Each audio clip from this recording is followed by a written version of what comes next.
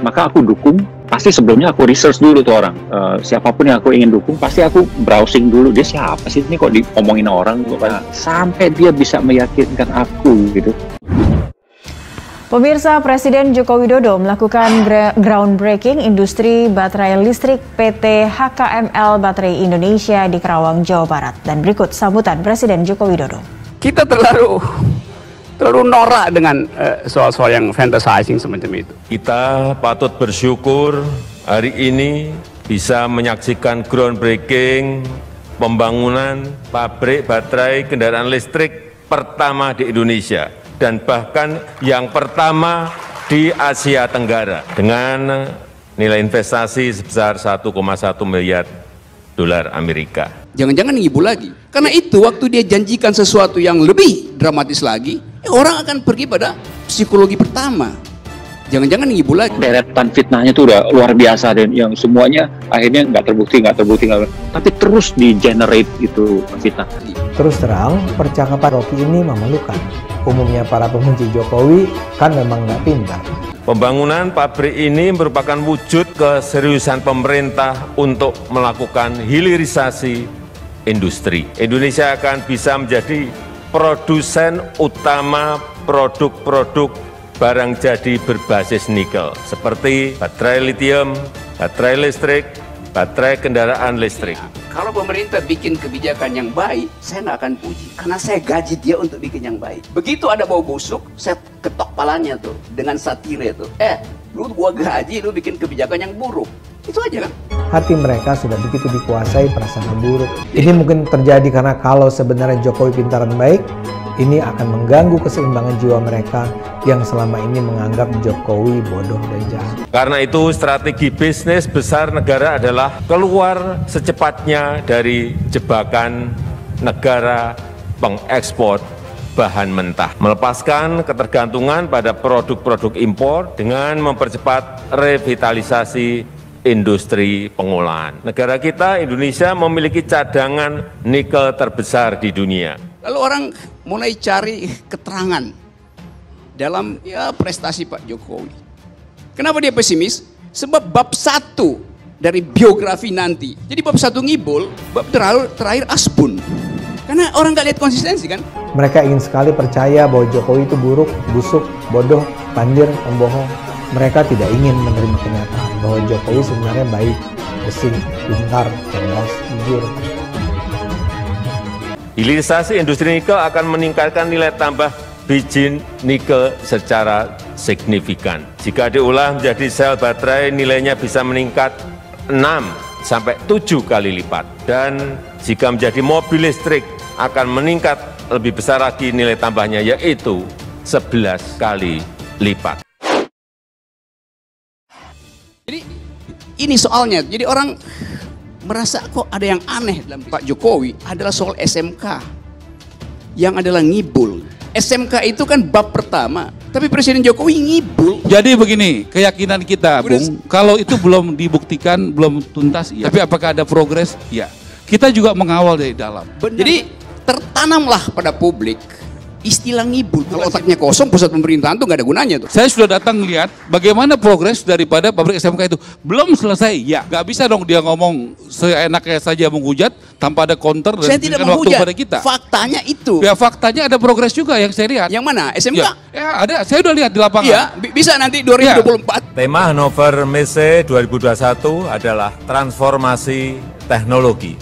Sangat relevan dengan situasi pandemi saat ini. Transformasi teknologi ini adalah visi besar Indonesia yang diwujudkan melalui industri 4.0. Ekonomi digital dan industri 4.0 Indonesia tercepat di Asia Tenggara. Kemajuan industri 4.0 akan menjadikan Indonesia top 10 ekonomi global di tahun 2030. Karena dia ngabisin APBN, dipakai buat industri strategis itu kan. Yang buat kita itu nggak rasional dalam keadaan ekonomi bangkrut, investasi terlalu besar di bidang teknologi. Kita belanja modal, belanja barang tuh lebih 1.200 triliun. Jadi kalau itu barang tuh sekarang setengah aja kita taruh, 600 triliun. Kita bisa buat dalam negeri, dan sangat bisa, selama ini kita aja nggak buat.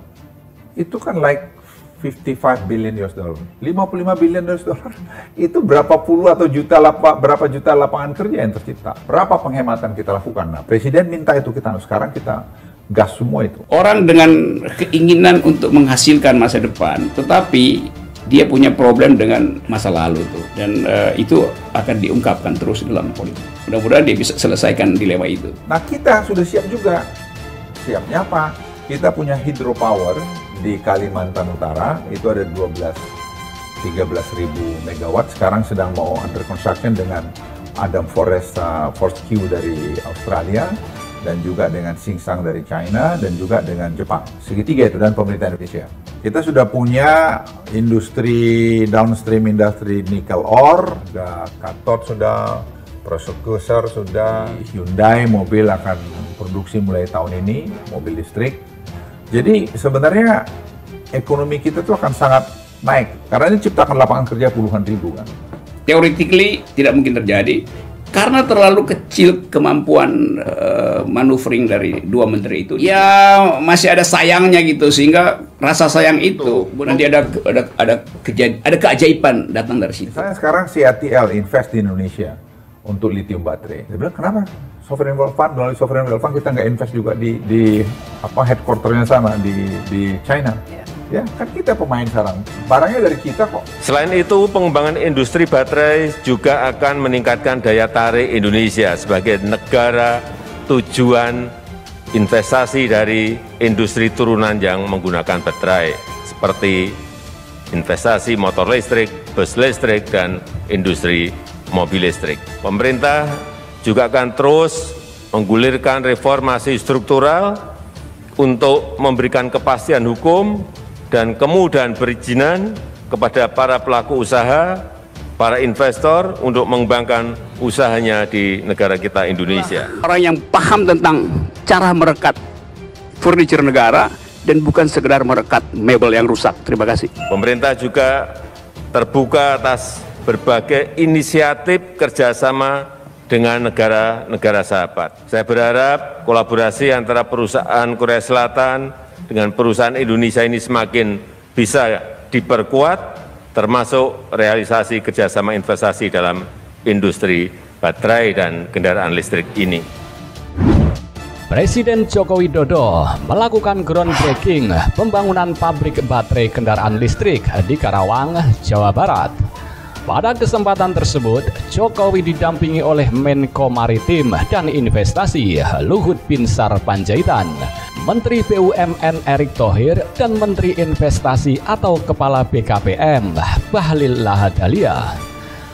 Dan dengan mengucap Bismillahirrahmanirrahim, hari ini groundbreaking pabrik industri baterai kendaraan listrik PT HKML Baterai Indonesia saya nyatakan dimulai. Ucap Jokowi Rabu 15 September 2021 seperti dikutip dari Sindo News. Jokowi mengungkapkan pabrik baterai kendaraan listrik ini tidak hanya pertama di Indonesia, tapi juga di Asia Tenggara atau ASEAN. Nilai investasinya pun terbilang besar. Bersyukur hari ini bisa menyaksikan groundbreaking pembangunan pabrik baterai kendaraan listrik pertama di Indonesia, bahkan pertama di Asia Tenggara, dengan nilai investasi 1,1 miliar dolar Amerika atau sama dengan 15,6 triliun, ungkap Jokowi lagi. Pada kesempatan tersebut, mantan Gubernur DKI Jakarta itu menyebut pembangunan pabrik ini merupakan wujud keseriusan pemerintah untuk melakukan hilirisasi industri. Menurutnya, era kejayaan komoditas bahan mentah sudah berakhir. Pembangunan pabrik ini merupakan wujud keseriusan pemerintah untuk melakukan hilirisasi industri. Indonesia akan bisa menjadi produsen utama produk-produk barang jadi berbasis nikel, seperti baterai lithium, baterai listrik, baterai kendaraan listrik. Dan kita harus berani mengubah struktur ekonomi yang selama ini berbasis komoditas untuk masuk ke hilirisasi. Karena itu strategi bisnis besar negara adalah keluar secepatnya dari jebakan negara pengekspor bahan mentah, melepaskan ketergantungan pada produk-produk impor dengan mempercepat revitalisasi industri pengolahan. Negara kita, Indonesia, memiliki cadangan nikel terbesar di dunia. Selain itu, pengembangan industri baterai juga akan meningkatkan daya tarik Indonesia sebagai negara tujuan investasi dari industri turunan yang menggunakan baterai, seperti investasi motor listrik, bus listrik, dan industri mobil listrik. Pemerintah juga akan terus menggulirkan reformasi struktural untuk memberikan kepastian hukum dan kemudahan perizinan kepada para pelaku usaha, para investor untuk mengembangkan usahanya di negara kita Indonesia. Masuk ke industrialisasi menjadi negara industri yang kuat dengan berbasis pada pengembangan inovasi teknologi, pungkasnya